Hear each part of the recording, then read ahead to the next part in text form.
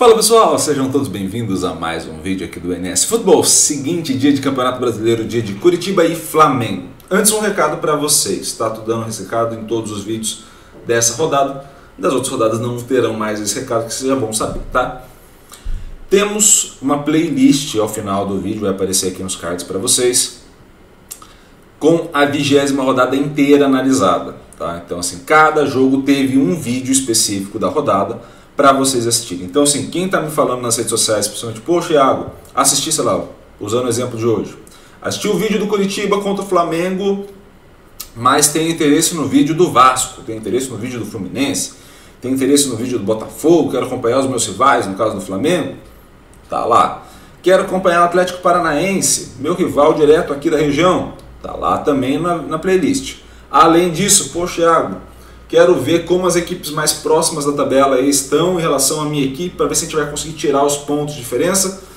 Tá lá na playlist. Então assim, vai lá, clica na playlist, se diverte, curta ali o momento. É uma análise bem parecida com essa, ou seja, entendeu essa, entende o restante. Sem nenhum problema, a gente vai falar sempre da maneira mais fácil para vocês entenderem. Combinado? Então vamos lá ao vídeo. Seguinte, vamos analisar pelo básico, tá? Então vamos começar pelo básico, sempre importante começar pelo básico, que é passe. Então quando você ligar a TV, você vai ter uma sensação de domínio do Flamengo. Onde está essa sensação de domínio do Flamengo? Está justamente em entender que o Flamengo terá mais posse de bola, até pelo estilo de jogo das duas equipes, o Flamengo terá mais posse de bola e conseguirá progredir em campo mais vezes que o Curitiba, ou seja, ganhará metros. Ah, Iago, o que isso tem a ver? Como é que ganha mais metros que o outro? Sendo que eu estou vendo minha equipe contra-atacar, por exemplo, e ela ganha muitos metros com isso. O grande ponto é o seguinte: se você consegue começar a jogada lá de trás e consegue chegar mais à frente, que é o caso do Flamengo, você vai ganhando metros ao longo desse caminho, né? Você vai percorrendo uma distância boa para frente. E esse é o grande ponto, que o Flamengo leva vantagem na hora da construção dos seus passes. Ele consegue ir percorrendo um caminho para a frente. Você pode ver que proporcionalmente, o Curitiba 40 a 53, o Curitiba até consegue proporcionalmente evoluir mais com menos passes. Mas é o estilo de jogo da equipe. O Flamengo depende dessa construção, desse jogo mais de posições onde eu vou percorrendo esse caminho através dos passes. O Curitiba depende menos desse jogo de posições e mais no contra-ataque. Então essa bola é lançada no espaço e eu vou tendo passes mais longos que vão progredindo mais no campo. Tá? Então temos esse cenário. Quando a gente for olhar para a taxa de conversão, você tem uma taxa de conversão mais próxima, mais alta para a equipe do Curitiba. Até porque você tem menos passes. E você acaba tendo mais finalizações corretas. Tá? Essa setinha aqui está errada. Você acaba tendo mais finalizações corretas. Por que você acaba tendo mais finalizações corretas?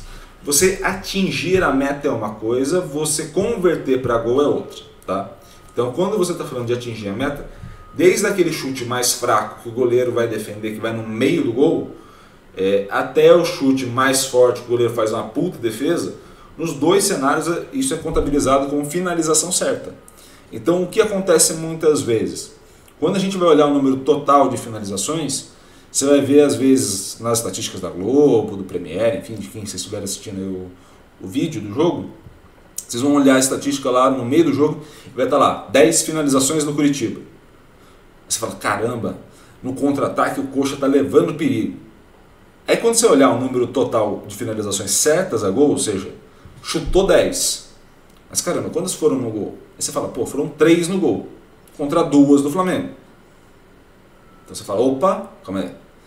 Era 10 contra 5, por exemplo, metade, 3 contra 2, já começamos a equilibrar a situação. Já não é mais a mesma proporção. E aí quando você vai diretamente para a conversão para gol, ou seja, criei uma situação de finalização que gera de fato perigo, a ponto de eu conseguir converter para o gol, mudar o placar, aí o Flamengo leva vantagem em cima do Curitiba. Apesar desse indicador do Curitiba vir melhorando nos últimos tempos. Tá? Mas, a princípio, pelo histórico, o Flamengo leva uma vantagem, uma boa vantagem nesse sentido. Tá? Quando a gente for olhar para o restante das questões, da parte de defesa, o Curitiba leva uma ligeira vantagem na velocidade de recuperação, e no total. O que isso vai significar? Eu consigo marcar a pressão, eu consigo recuperar essa bola, mas eu perco logo na sequência. Então, a grande dificuldade do Curitiba é mais o ritmo de jogo. Você consegue recuperar? Perde. Consegue recuperar? Perde. Consegue recuperar? Perde. Às vezes precisa de um pouco mais de passe, sem deixar essa característica do contra-ataque, mas às vezes é um passe um pouco mais assertivo, um pouco mais correto. Você consegue ir progredindo melhor em campo e com situações mais claras de finalização. São situações importantes. Na hora da defesa, se faz bem o bloqueio e faz bem a defesa com o goleiro melhor do que a equipe do Flamengo. Ou seja, nesse cenário você tem um Flamengo melhor na parte ofensiva e um Curitiba melhor na parte defensiva. Isso olhando o mando de campo, tá? Então a gente está olhando Curitiba mandante, Flamengo visitante. Nesse cenário, qual é o resultado mais provável? Empate. Empate, você tem o overall 49 a 51, que é a primeira linha ali da parte de cima. E isso vai indicar muito mais uma possibilidade de empate. Quando a gente for olhar o estilo de jogo, ou seja, Curitiba jogando contra equipes próximas ao Flamengo e o Flamengo jogando contra equipes próximas ao Curitiba, você tem um cenário já de vantagem para o Flamengo, porque esse overall 51 vai para 59 e o overall 49 do Curitiba vai para 42, tá? Então você tem diferentes cenários e entender o que vai pesar, tá? O que muda para o Curitiba jogando como mandante e jogando contra equipes como o Flamengo? Você não tem modificações na posse de bola, então quando você olhar a posse de bola vai ser basicamente a mesma coisa. Você não tem grandes modificações nesse total de finalização, no chute certo, nos gols, ou seja, a produção de gol é basicamente a mesma, a velocidade de recuperação é a mesma, a posse de bola é a mesma, e aí temos um problema. Aliás, temos 3 problemas nesse cenário, né? Você tem uma queda na questão da recuperação por progressão, ou seja, você deixa o seu adversário progredir melhor em campo, mais em campo. Você até recupera rápido, mas ele já está mais à frente do que ele deveria, tá? E você tem uma queda no bloqueio, que era o ponto positivo do Curitiba, e uma queda na defesa. Então você tem um cenário de estabilização da parte ofensiva que era ruim, não era das melhores, e na parte que era o teu forte, que era a parte de se proteger, você leva um prejuízo. Então esse é um cenário negativo. Já a equipe do Flamengo, quando vai jogar contra equipes próximas ao Curitiba, tem aumento do passe, aumento da progressão, melhor velocidade de recuperação, também recupera sem deixar o adversário progredir, principalmente em jogos de contra-ataque, isso é extremamente importante. Bloqueia é melhor, defesa é mais ou menos a mesma, a conversão é mais ou menos a mesma, finaliza mais vezes certo, e isso faz com que nesses pontos aqui, que eram os pontos fortes já do Flamengo, melhorem, porque você tem mais volume de jogo, e nos pontos fracos do Flamengo, que está justamente nessa parte aqui de defesa, também haja uma melhora.